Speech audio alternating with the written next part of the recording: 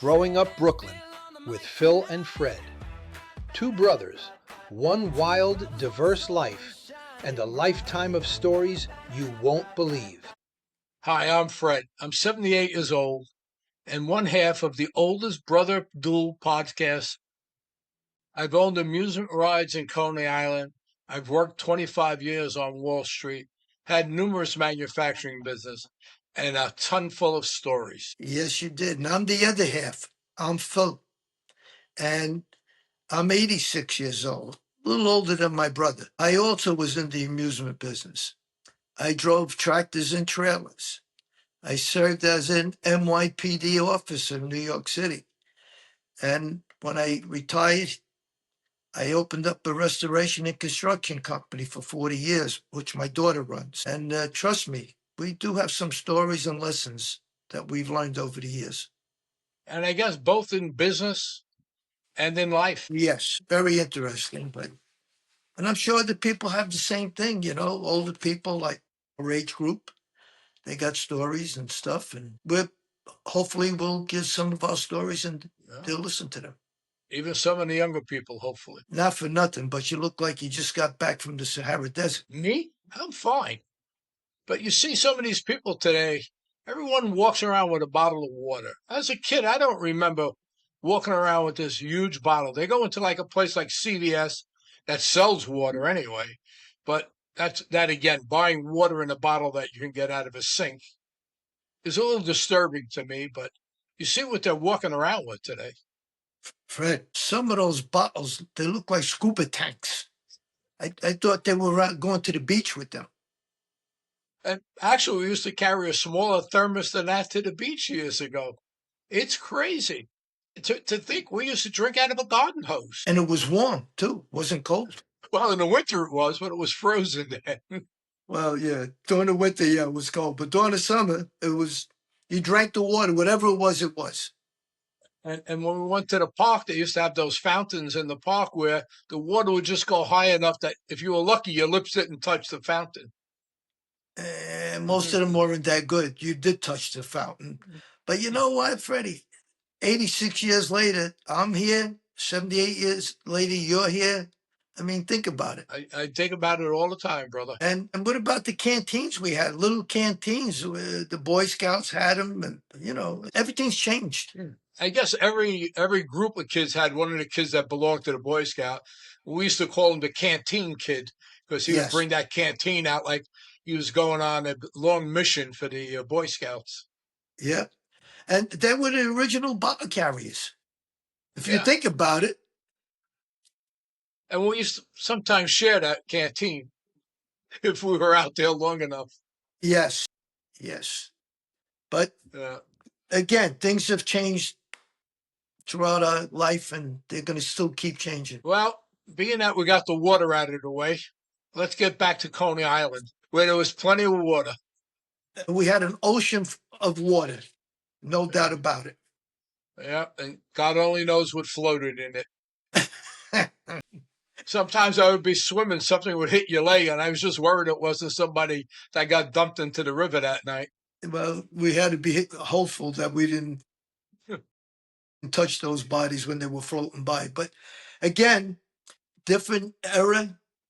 Most people have no idea about stuff like that, but we did. And we grew up, and we're still here. So I wanted to talk a little bit how we ended up in the amusement business, how it all started, and I believe it kind of started way back when, way before me. So why don't you grab the earlier part, which you might know a little better than me. Why, because I'm older? Yes, exactly. Well, if I remember, the story started with our grandmother Rose. She started a trucking company years before even I was born. And she also sold real estate, from what I understand. And she also had a program on the radio where she spoke 10 or 15 minutes in Italian and 10 or 15 minutes in English to get people to buy property. And then her oldest son, Frank, got into the trucking business, and then Dominic, Uncle Tom, and then Daddy, because Daddy was the youngest of the four brothers. And they started with the trucking. Then from trucking, they went into the amusement business in Coney Island. And, you could take it from there, Fred, because you remember the rest of the story. You were a bigger part of it than I was. You were actually working there for many, many years. Yeah, well, I think part of the story about them is Uncle Frank met and negotiated a deal with WF Mangles. They were Right. a large manufacturer of amusement rides at the time and shooting galleries. And they used to do most of the trucking for that company. So they Yep. started to see the amusement business as a business rather than the trucking business as a business. And eventually, once again, I think you might know this better, they all started to go out there and they opened up little things like a pony track. I think Uncle Dominic had somewhere. In Connecticut. Connecticut, all right. Yeah. And But he also had the whip in Coney Island. He had the hot rods, the hot rods, yes, in Coney Island. no. And when was that? That was the early. God, I couldn't have been more than 8 or 9 years old. I used to go down to the whip and help them. They had to lock the people in so they wouldn't flip out of the cars. So No. on Saturday and Sundays, Daddy used to take me there because Daddy worked with him on the whip. And there was a pony track next door. There was a parking lot that Uncle Dominic owned. Sometimes I helped park cars at 9 years old. Park cars. Okay. I didn't know that about you, brother. How did you see over the steering wheel? It wasn't easy. And people would leave the key to do it. I mean, I'd go like, all right, just leave the key. I'll take care of it. And as a 9-year-old kid, tell them leave the key for their car. But you know Boy. what? They were anxious to get to the beach. They were 100 feet off the beach. So it worked. Yeah. And I remember Uncle Frank's son, cousin Freddie, got involved a lot in amusements, and Yes. they continued the trucking part of it and the moving of the rides for a long time. Many, many years. Yes. Yeah. And then eventually they ended up in the amusement business too. Freddie had a big carnival out in Long Island for Yeah. years. Actually, Freddie and I went partners on the scooters. We bought some scooters and some other ride. It wasn't a big thing, but the scooters were big.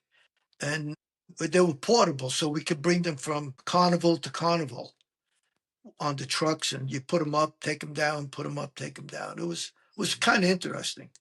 Yeah, a lot of work every week, moving all of that equipment to the next spot, setting it up, and make Yep, it look like it never moved. exactly correct. And it was hard work, but you know what? In those days, if you wanted to make a buck, you did what you had to do. Yeah. It was So that simple. I kind of remember it was probably 58, maybe 59, coming down to Coney Island to see Uncle Dominic with Daddy. Took me down there, and you were in the back fixing the hot rods at the time, and Yeah, you I was a mechanic.